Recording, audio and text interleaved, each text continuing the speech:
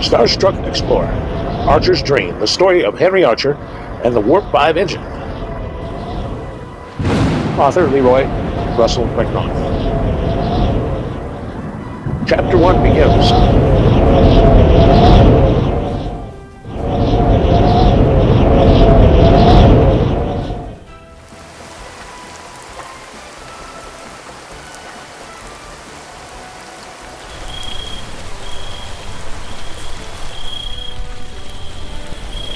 Child of the Sky. Chapter 1 Full novel style, extended. Chapter 1 The House That Listened to the Sky. The Archer home did not feel like a house that belonged entirely to Earth. It felt like a place that was always listening. Not to people, but to distance. Jonathan Archer learned that feeling before he learned most words. As a child, he would wake before sunrise without knowing why. He would walk quietly through the halls of the house, careful not to disturb anything, as if even noise might interrupt something important happening just beyond the walls of reality. And then he would find his father. Always there. Always working. Henry Archer never worked like other fathers Jonathan saw in books or heard about from school. There was no routine quiet desk. No simple job. There was only the workshop. A room filled with half-built ideas. Machines that looked like they had been dreamed into existence and then forced into physical form before they were ready. Cables hung like vines from metal frames. Coils sat open like exposed nerves. Screens flickered with readings that never stayed stable long enough to feel real. And always, the hum. A low, steady sound that never fully stopped. As if the machines were breathing but unsure how. Jonathan stood in the doorway one morning, barefoot, holding the frame with one hand. His voice was small, not afraid, just curious. Dad, did it do it again? Henry didn't turn right away. He was adjusting a field alignment regulator, his hands steady in a way that suggested exhaustion had become normal. Finally, he answered, yes. A pause. Then, and it will keep doing it until it stops being wrong. Jonathan stepped inside. He didn't fully understand what that meant, but he was old enough to recognize patterns. Machines failed often in this room. And each failure carried a weight his father refused to show his frustration. Instead, Henry studied it. Like it was teaching him something. Jonathan walked closer. What's it supposed to do when it works? Henry finally looked at him then. Not like a child asking a question. But like a mind trying to form itself early. It's supposed to bend space, Henry said simply. Jonathan frowned slightly. Like, stretch it. Henry shook his head. No, not stretch. He turned back to the console. Connect it. That word stayed with Jonathan longer than the explanation. Connect. Not break. Not push. Not force. Connect. That night, Jonathan sat outside on the back steps. The air was cool. The world was quiet in that way Earth becomes when most people are asleep and the planet feels like it is holding its breath. Above him, the sky stretched endlessly. He had seen it every night of his life. But something about it felt different now. Not bigger. Not closer. Just more aware. Like it knew it was being studied. Henry came out later, wiping his hands with a rag that had clearly stopped being clean days ago. He sat beside his son without speaking for a moment. Just looked upward. Then finally. You ever think about why it looks the same every night? Jonathan didn't look away from the stars. No. Henry nodded slightly. That's because it isn't the same. Jonathan finally turned his head. What do you mean? Henry leaned back on his hands. The universe moves. Everything moves. Even things that look still are moving farther apart. He paused. Then added, quieter. But from down here, it just looks like it's watching us. Jonathan considered that. Then asked, do you think it is? Henry didn't answer right away. And that silence meant more than anything he could have said.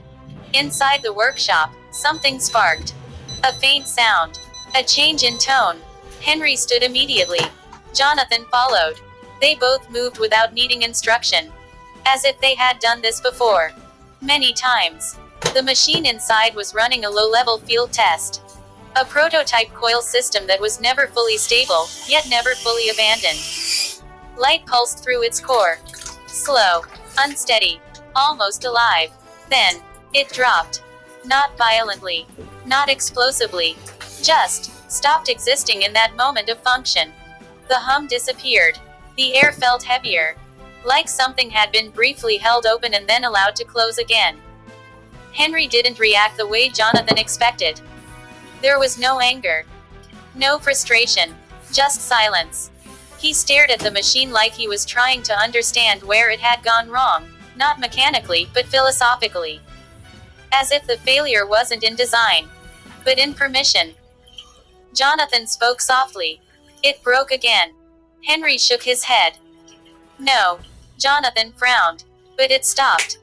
Henry crouched slightly, resting a hand on the metal frame. That's not the same thing. He looked at his son. It didn't break because it was weak. A pause. It stopped because something didn't agree with it yet. Jonathan studied the machine. Then the stars through the small window beyond the workshop. Then back again. Something inside him shifted in a way he could not name yet. But it felt permanent. Later, when Jonathan lay in bed, he couldn't sleep.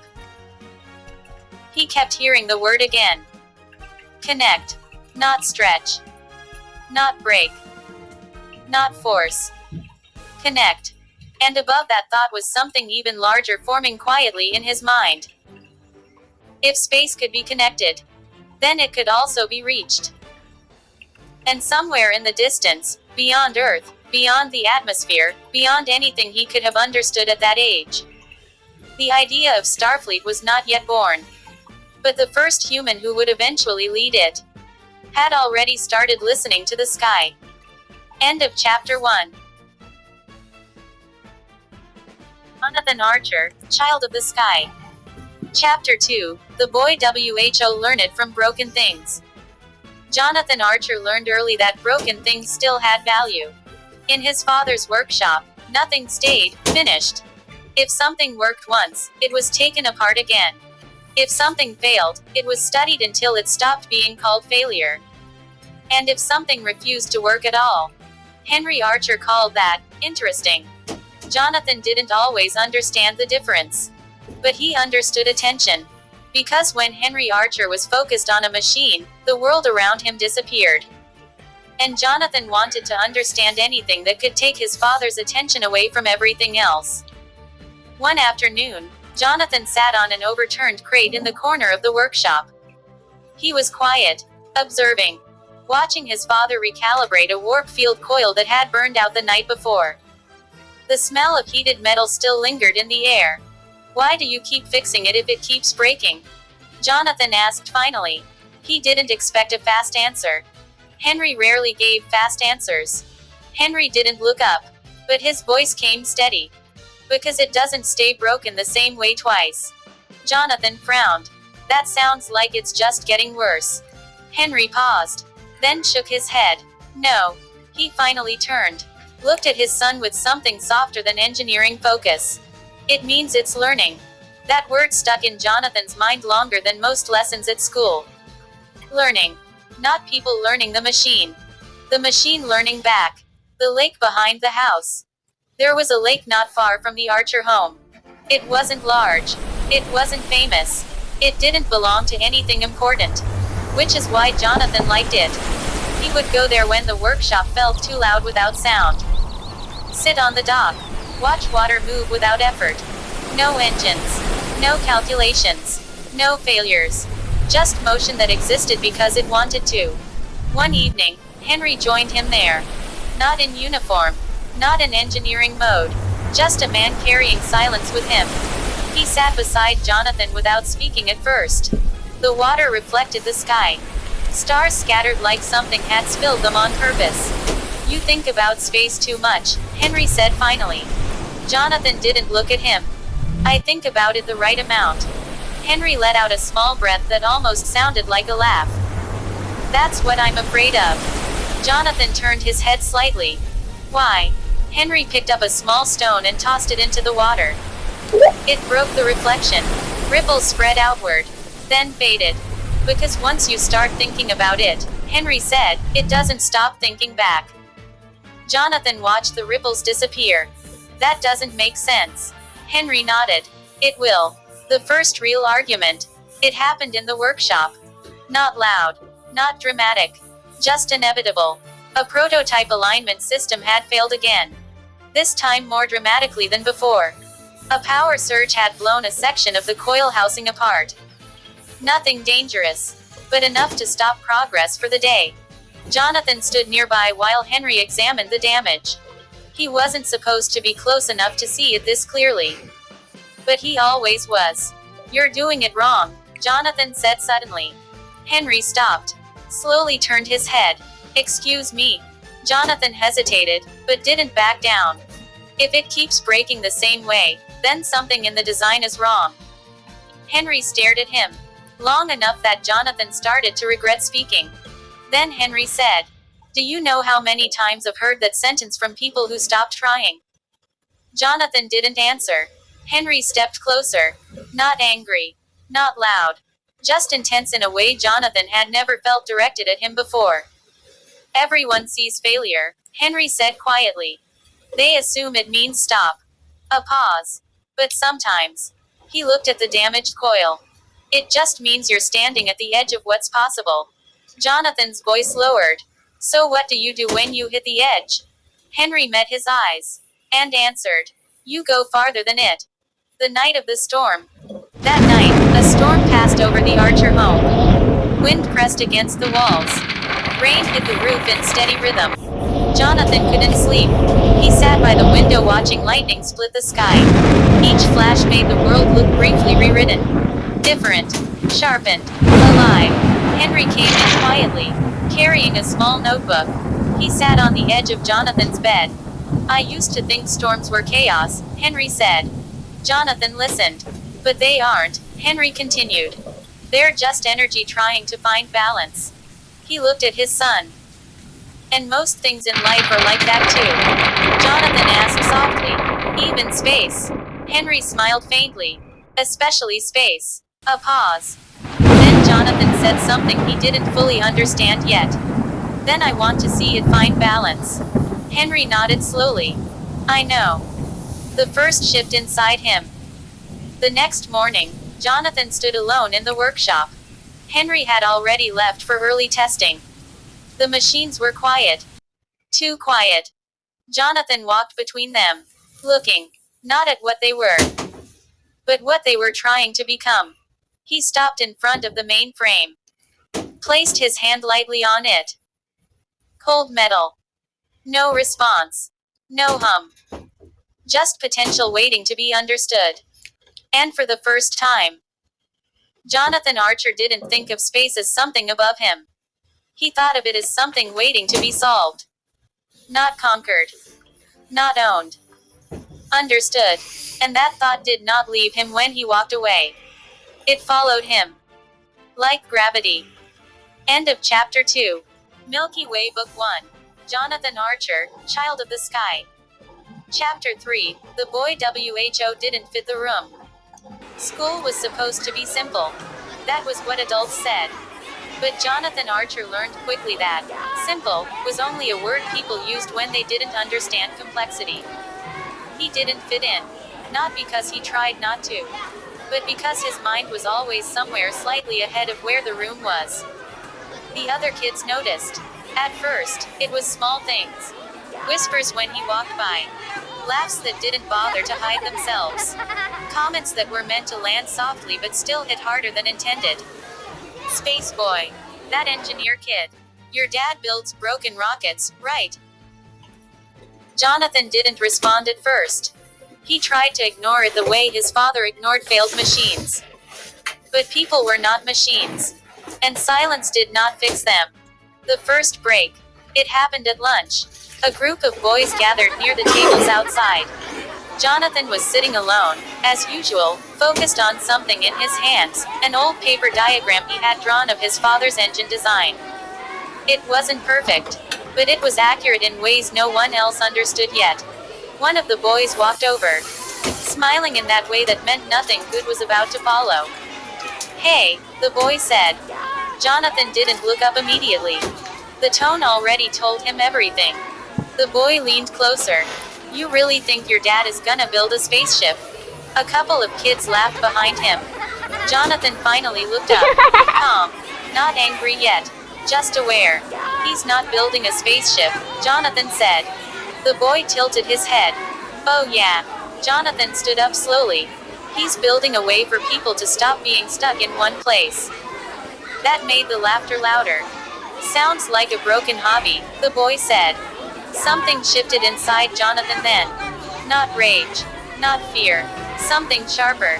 You don't understand it, Jonathan said quietly. The boy stepped closer. Or what? The moment stretched. Too long. Too tight. And then it broke. Jonathan pushed first. Not planned. Not calculated. Just reaction. The boy stumbled back. Shock turned into anger immediately. Then the fight started. Not clean. Not controlled. Just two kids colliding with all the misunderstanding they had been carrying for years. By the time teachers arrived, it was already over. Both boys were pulled apart. Both breathing hard.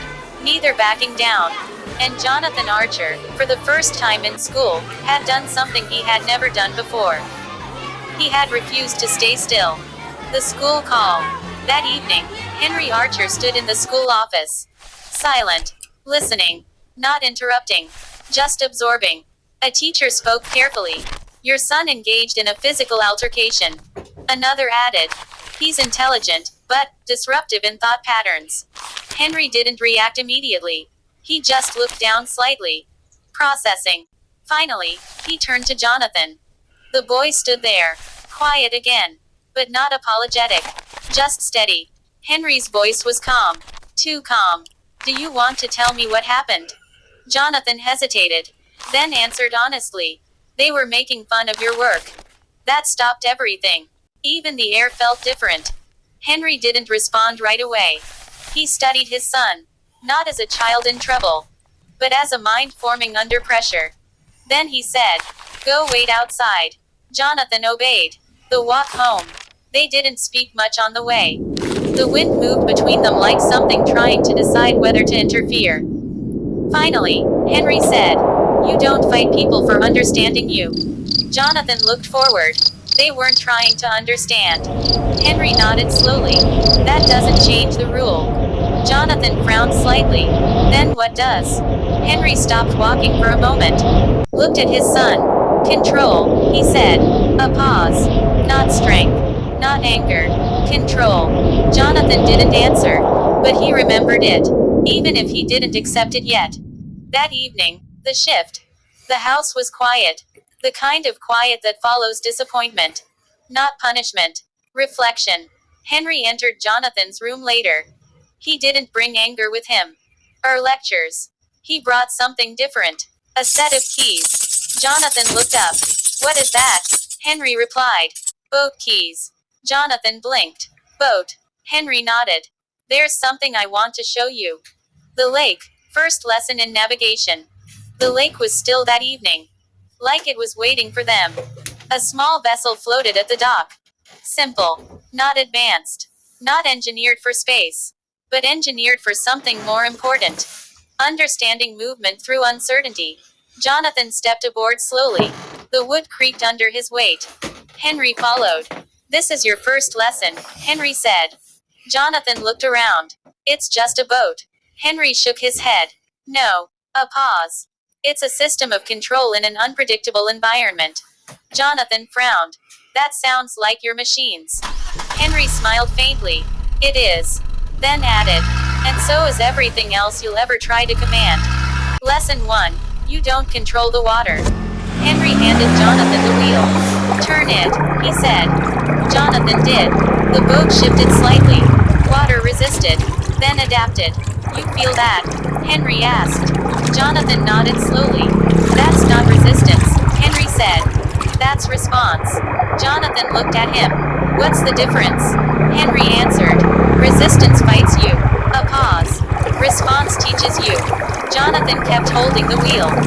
Feeling the water push back. Then adjust. Then stabilize again. Something clicked inside him. Not fully, but enough to change direction. The first real shift in Jonathan Archer. That night, Sitting on the boat with his father beside him, Jonathan stopped thinking about fighting the world and started thinking about learning it. Not controlling it, not forcing it, reading it. The wind moved across the lake. The boat shifted slightly. Henry spoke quietly. One day, space will feel like this. Jonathan looked up. What?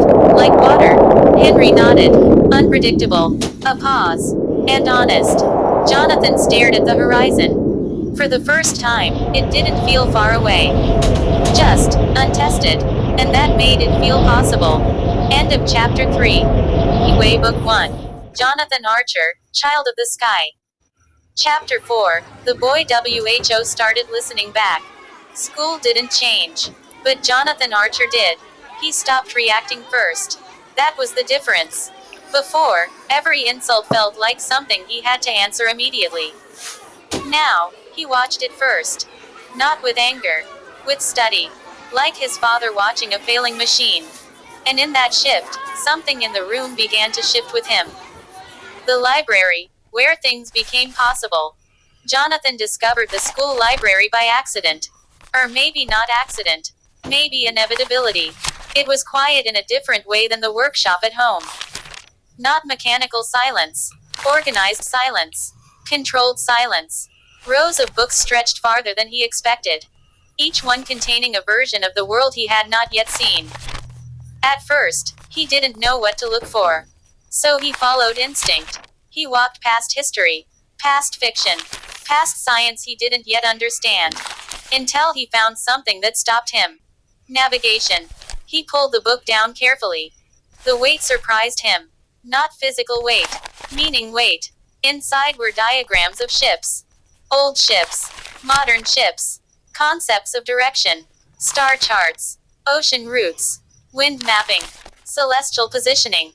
And something inside him quietly clicked again. If space was like water, then navigation was not just skill.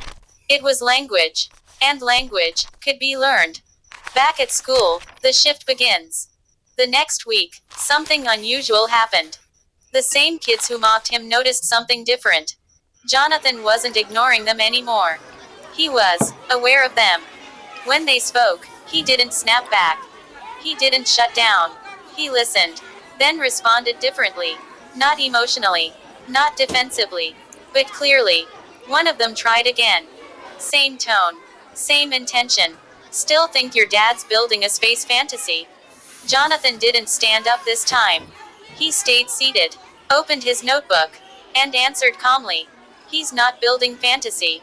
A pause. He's building navigation for a place people don't understand yet. The boy frowned. What does that even mean? Jonathan looked up. For the first time, he didn't sound like a kid defending something. He sounded like someone explaining something inevitable. It means, Jonathan said, you don't have to believe in it for it to work. That made the room go quieter. Not fully silent, but attentive. Because certainty changes tone. Even in children. The library becomes a habit. Days turned into pattern. Jonathan started spending hours there. Not hiding. Studying. He began stacking books. Navigation theory. Early maritime exploration. Astronomical positioning. Physics concepts he didn't fully understand yet. And slowly, the world began to connect in his mind. Not as separate subjects, but as one system. Direction. Movement. Resistance. Control. Adaptation. The same language his father had shown him on the lake. Just expanded. The first time they listened. It happened during group work. A class assignment. Something simple. Explain exploration in history. Most students wrote basic answers. But Jonathan didn't. He drew diagrams. He connected ocean routes to star positioning. He linked early exploration ships to the idea of future interstellar travel. When he spoke, he didn't raise his voice. He didn't try to impress. He just explained. And for the first time, they didn't laugh. They listened. One of them finally asked, "Why are you so sure all this connects?" Jonathan paused. Not because he didn't know. Because he was choosing how to say it. Then he answered, "Because everything that moves has to learn how not to get lost." That sentence stayed in the room longer than he did. The story of Zephram Cochrane. Later that week, Jonathan brought something different to school. A story. Not assigned. Not required. Zephram Cochrane. He had found the reference in one of the library books. A man. An engineer. Someone who built something that changed everything without knowing it would. Jonathan stood in front of the class. Not confident, but certain in the way children become when they finally understand something important. He wasn't trying to prove anything, Jonathan said. He was just trying to see if it worked. A student raised a hand. So what happened? Jonathan looked down at his notes. Then back up. He didn't just create a machine, Jonathan said. He created the idea that distance isn't final. Silence. Another student asked. Why does that matter? Jonathan answered without hesitation. Because if one person proved it once. A pause. Then it means it can be done again. After class, something changes. For the first time, the kids didn't scatter when he finished speaking. They stayed. They asked questions. Not mockery. Curiosity. How do ships not get lost in space? Can people really travel like that? Does your dad really build that stuff? Jonathan answered what he could. And when he didn't know something, he said so. But he always added one thing. I can find out. And that changed everything. The shift in Jonathan Archer. That night, walking home, Jonathan felt something unfamiliar. Not victory. Not pride. Something steadier. Respect. Not given. Earned. And for the first time, he realized something important. People didn't need him to fight them. They needed him to explain what they hadn't seen yet. And if he did that well enough, they would follow him there. Not because he demanded it, but because it made sense. End of chapter 4. The warp drone demonstration. Jonathan's social shift beginning. Early leadership recognition forming naturally. Milky Way Book 1. Jonathan Archer, Child of the Sky. Chapter 5. The day the sky came into the classroom. The classroom had never felt important before that day. To most of the children, it was just another room. Desks. Chalk. Rules. Time passing slowly until dismissal. But Jonathan Archer felt it differently now. Because something had changed in him over the past weeks. Not outwardly. Inwardly. Like a structure quietly forming where there used to be uncertainty. He no longer sat alone because he was isolated. He sat alone because he was observing. And people had begun to notice that difference. The announcement. It started. The teacher stepped into the room with unusual energy. Not excitement exactly, but anticipation. Class, she said, we're going to have a guest today. The room shifted immediately. Whispers. Curiosity. Disruption of routine. Jonathan didn't look up, but he felt something tighten in the air. Something familiar. Engineering energy.